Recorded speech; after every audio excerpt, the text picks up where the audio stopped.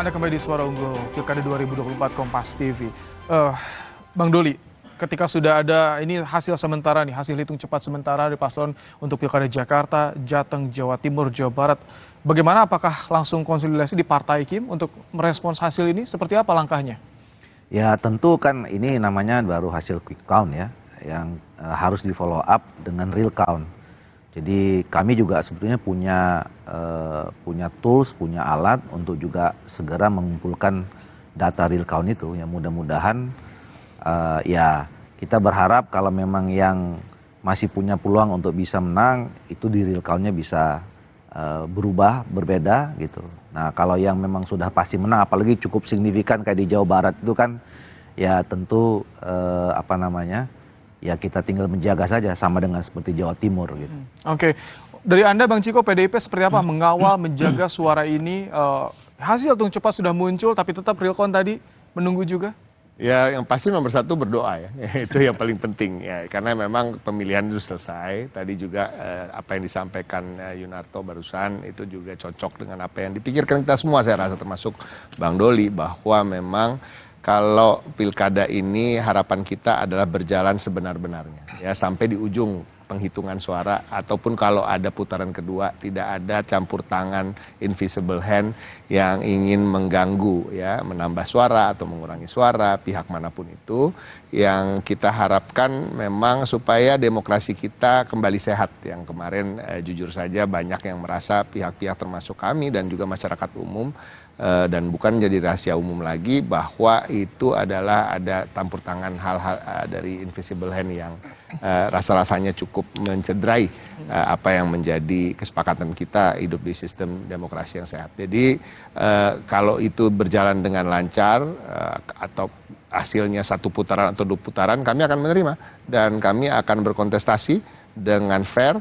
Dan juga kami yakin pihak-pihak lain atau paslon lain yang kemudian lolos di putaran kedua, misalnya ada putaran kedua juga akan melakukan hal yang sama, dan kami optimis untuk memenangkan itu. Tapi ya kembali lagi apa yang dibutuhkan untuk memenangkan itu banyak hal. Satu, nggak boleh ada blunder, itu pasti ya kan, karena harus semua menjaga momentum ya. Jangan salah bertutur kata, jangan salah menyinggung pihak-pihak manapun. Yang kedua tentunya tetap secara intens turun ke masyarakat, dan bagi kami ini masih ada room atau ruang untuk berkembang karena Mas Pram ini sebagai calon gubernur belum dikenal di atas 95%, 90-an% dibandingkan calon-calon lain gitu. Masih tingkat keterkenalannya masih rendah, dan kita melihat dari kemarin itu ketika dia semakin dikenal semakin tinggi elektabilitasnya. Ini mungkin yang agak membedakan dengan Bung Ridwan Kamil yang sudah mentok tingkat keterkenalannya, namun trennya menurun gitu. Jadi mudah-mudahan nanti kalau sampai ada dua putaran, tapi kita inginnya tentunya satu putaran bagi pihak kami ya. Ini akan kita optimis lah. Saya nanti ingin mendengar dari Carta dan juga Litbang Kompas. Baik, yang pertama dari Carta nih, Pilkada serentak baru tahun ini digelar di 500 lebih titik. Bagaimana penegasan dari Carta ketika sudah hasil hitung cepat dirilis tadi? Apa yang disampaikan pada publik soal ini? Keseluruhan. Pertama saya setuju dengan, saya belum tahu apakah menjadi sebuah statement resmi dari Kemendagri, tapi Wamendagri Bima Arya sempat mengatakan bahwa ada evaluasi, salah satunya mengarah kepada pemisahan waktu antara pilkada serentak dengan pileg dan pilpres. Karena kalau kita berbicara mengenai fakta empiris, bagaimana psikologi politik bagi pelaku tanda kutip yang menjadi kandidat, tim ses partai pendukung, termasuk masyarakat pemilih, terjadi kejenuhan luar biasa. Dan salah satunya indikator secara kuantitatif adalah turunnya angka partisipasi pemilih. Saya pikir agak lumayan dahsyat ya kalau saya di beberapa quick count angkanya hanya sekitar 60%-an, jauh dengan angka pileg di 80% lebih dan pilpres. Artinya kan memang ada kesan dipaksakan bahwa kemudian pilkada bisa menarik partisipasi. Ketika kejenuhan terjadi secara partisipasi, yang akan muncul apa, Mas? Voter akan tinggi, tapi dengan mobilisasi. Itulah mengapa salah satu yang juga akan harus jadi evaluasi, tingkat pragmatisme. Dilihat, saya paling tidak ada hampir 300 data survei selama masa pilkada ini. Pragmatisme dalam konteks pemakluman terhadap money politik, sembako, dan bagaimana mereka meminta, itu naik luar biasa dibandingkan dengan angka-angka sebelumnya.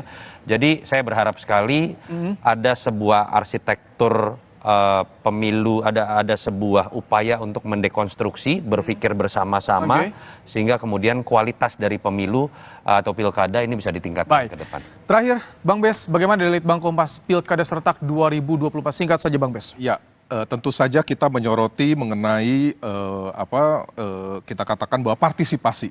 Ya, di Jakarta itu, kalau menurut hasil hitung cepat saat ini, itu sekitar 57% saja loh partisipasinya. Ini terendah loh. Ya, walaupun di dalam berbagai macam pilkada itu dalam posisi 60%. Memang pilkada itu selalu lebih rendah dibandingkan dengan pileg maupun pemilu presiden. Ya, tetapi ketika Jakarta hanya 53,42% yang menggunakan suara sah dan 4,59% suara tidak sah di sini, atau 41,99% suara tidak digunakan, ini menjadi problem menurut saya di Jakarta. Ya, tapi juga sekaligus menjadi bagian dari upaya untuk melihat seandainya putaran kedua terjadi, ini 41,99%, ini luar biasa menjadi suara yang memang bisa dimanfaatkan oleh siapapun calon nanti yang bertanding. Saya rasa itu. Bang Bestian, terima kasih. Bang Ciko Hakim, terima kasih. Bang Ahmad Duli Kurnia, terima kasih. Mas Yunarto Wijaya, Mas Raut, terima kasih telah hadir di studio Kompas TV dalam program Suara Unggul Pilkada 2024. Bagian saya, Rahmat Ibrahim, dan juga tadi rekan saya, Nitya Anissa, akan kembali lagi untuk Anda. Tetap bersama kami di Suara Unggul Pilkada 2024.